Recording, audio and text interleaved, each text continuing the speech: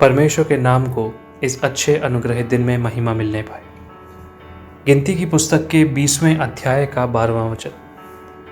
परंतु मूसा और हारून से यहोवा ने कहा, तुमने जो मुझ पर विश्वास नहीं किया और मुझे इज़राइलियों की दृष्टि में पवित्र नहीं ठहराया, इसलिए तुम इस मंडली को उस देश में पहुंचाने ना पाओगे जिसे मैंने उन्हें दिया है। इस अनुग्रहित वचन में से सहनशील बने, इस विषय पर एक साथ मनन करने के लिए परमेश्वर के शरण में हम आए। प्रियजनों, हमें केवल क्षमा करने वाला ही नहीं बल्कि सहनशील होना चाहिए। एक बार मूसा की बहन मरियम ने मूसा की आलोचना की। इसके उत्तर में मूसा ने कुछ भी नहीं कहा। उस मूसा के काम को पवित्र आत्मा द्वारा अंगीकार करके गिनती की पुस्तक के 12वें अध्याय के 3 वचन में इस प्रकार बताया गया है कि मूसा पृथ्वी भर के रहने वाले सब मनुष्यों से बहुत अधिक नम्र स्वभाव का था। दूसरे एक संदर्भ में गिनती 16:4 में कोरह द्वारा अन्य लोगों को मूसा के विरुद्ध खड़ा करने के बाद भी मूसा चुप होकर अपने मुंह के बल गिरा। इस प्रकार अनेकों बार लोगों को क्षमा करने वाला मूसा क्षमा द्वारा अपने प्राणों को छुटकारा दिलाने में अपनी उम्र के 120 सालों में उसमें थोड़ी सी कमी आ गई। वही आज पढ़े हुए वचन का इतिहास हमें सिखाता है। इस बार लोगों को पानी देने के लिए परमेश्वर मूसा से कहते हैं कि तू चट्टान को आज्ञा दे, लेकिन लोगों के परमेश्वर के प्रति कृतज्ञहीनता और कुड़कुड़ाहट को देखकर लोगों के प्रति अपने मन में क्रोधित होने वाला मूसा गिनती 20:10 के अनुसार लोगों को हे दंगा करने वालों कहकर पुकारता है। यहाँ हम समझें कि मूसा द्वारा लोगों को इस प्रकार बुलाने के लिए प्रेरित होने का कारण मूसा की यह सोच थी कि उसे छोड़कर बाकी सब लोग दंगा करने वाले हैं।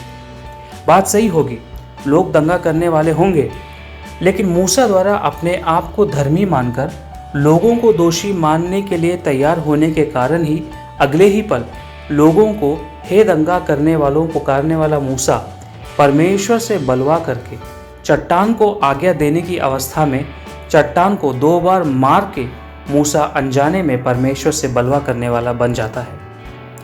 प्रियजनों, यहाँ हम ध्यान दें कि जब हम दूसरों का न्याय करते हैं वे परमेश्वर की संगति में सही भी हो सकते हैं और गलत भी, लेकिन ध्यान दें कि जब हम उनका न्याय करने जाते हैं तब ज़्यादा देर के बिना, हमारे जाने बिना हमारा न्याय हो जाता है। सब लोगों को हे दंगा करने वालों कहकर पुकारने वाला मूसा परमेश्वर के सामने खुद एक दंगा करने वाला बन जाता है। इस घटना को और अधिक स्पष्ट रूप से भजन संहिता 106 के 32 और 33 में बताया गया है। उन्होंने मरीबा के सोते के पास भी यहोवा का क्रोध भड़काया और उनके कारण मूसा की हानि हुई। वचन 33, क्योंकि उन्होंने उसकी आत्मा से बलवा किया, तब मूसा बिन सोचे बोल उठा।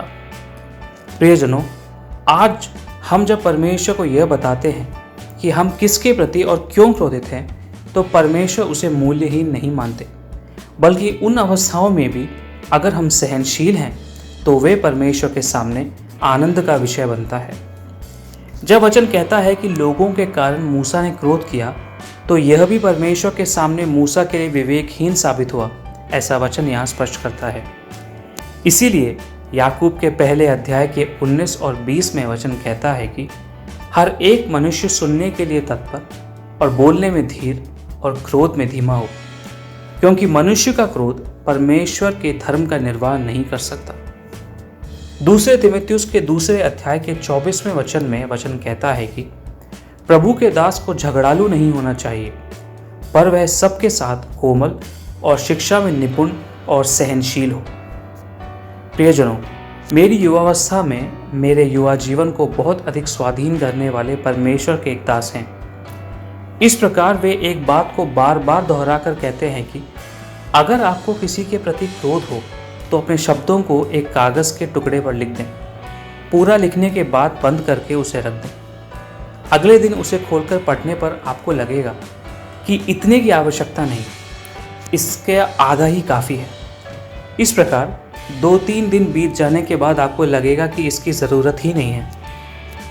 इसलिए प्रियजनों, कितना ही अपमान आपको सुनना पड़े, कितना ही लोग हम पर प्रकोप करें, कल, आज और आने वाले कल में भी जीवन के अंत तक हम मुंह के बल गिर के चुप रहकर परमेश्वर को काम करने का अवसर देकर सहनशीलता के साथ अपने जीवन की रखवाली करें।